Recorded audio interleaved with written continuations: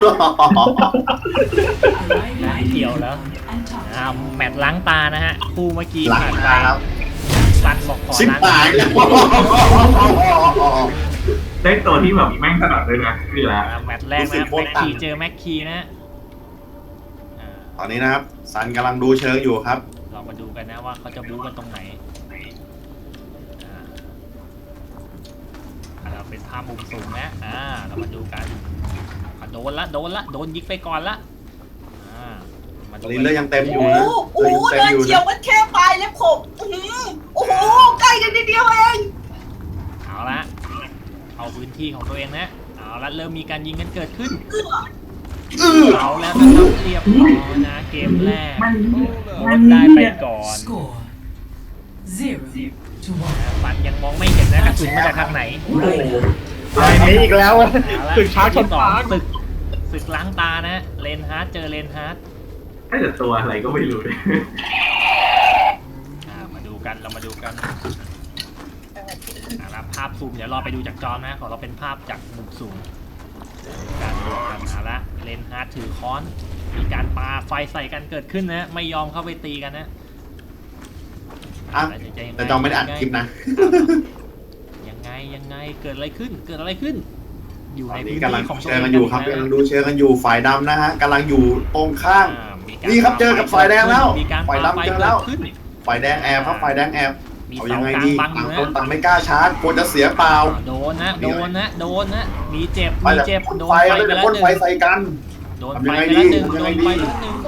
ดูเชิงเลย โบสไปคุมเชิงข้างบนแล้วฮะตอนนี้ซันพ่นไปไหนก็ไม่รู้ครับซันถึงกับต้อง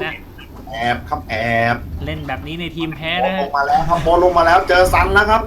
โดนไป2 ดอกแล้วนะฮะดูจากเลือดจะเห็นว่าเสมอกันอยู่เรียบร้อย กันชันเข้าไป นะ นะอุ้ยบอลเหลือแต่ปึบอุ้ยบอลชาร์จ ชน บอล กลั นะ บไม่โกงนะชนมาชนกลับไม่โกงนะ Score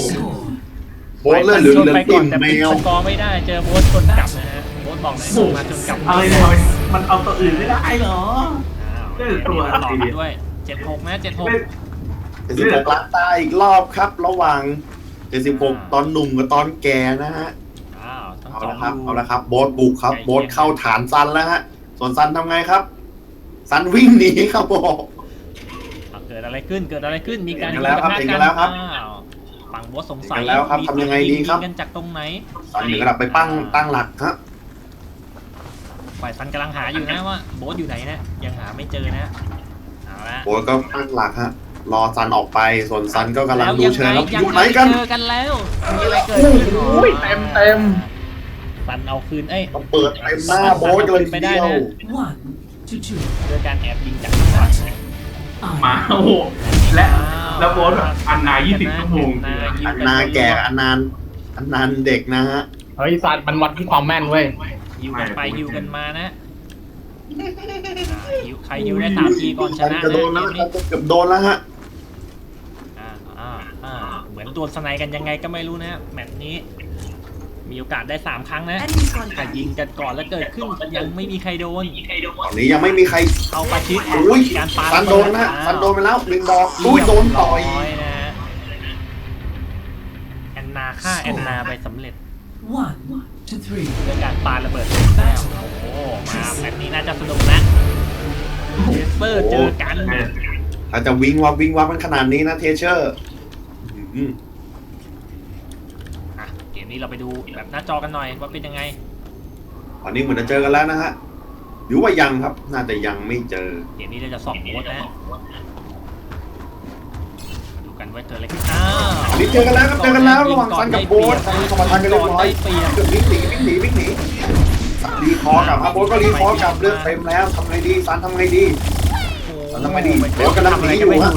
โบ๊ทวิ่งแล้วก็วิ่งกันไป ซันก็ยังยิงไม่หยุดยั้งซันเลือดเหลือ12แล้วทำไงดีซัน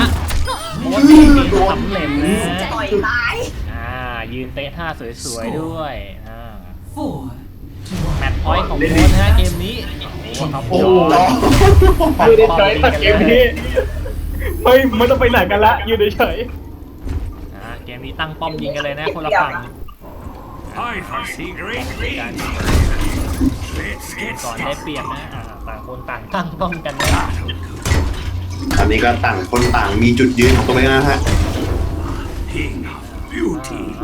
มีการถูกป้อมยิงไปแล้ว1คนนะ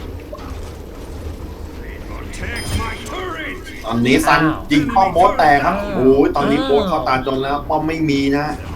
แย่แล้ว Potential. Turret deployed. Enemy turret ahead. อุ้ย 100นะครับ50เอาไขควงตอกหน้านะฮะเมื่อกี้ไม่ได้ยิง ยอมใจนี่แม่งสักตัว สายทุบจริงๆนะอ๋อจะกินแอนนาด้วยนะ อู้ เงียบนะอย่าส่งเสียงดังเดี๋ยวเขาตื่นนะจะเป็นยังไงโอ้โหยิงกลางอากาศต่อย1ทีแล้วก็ต่อย2ทีนะจบ คือไม่ได้ยิงนะแม่งต่อยอย่างเดียว ปืนไม่ต้อง เข้ามา ใช้ แล้วยังไปคิดตัวเองดูว่าแบบเข้ามาก็ดีว่ะ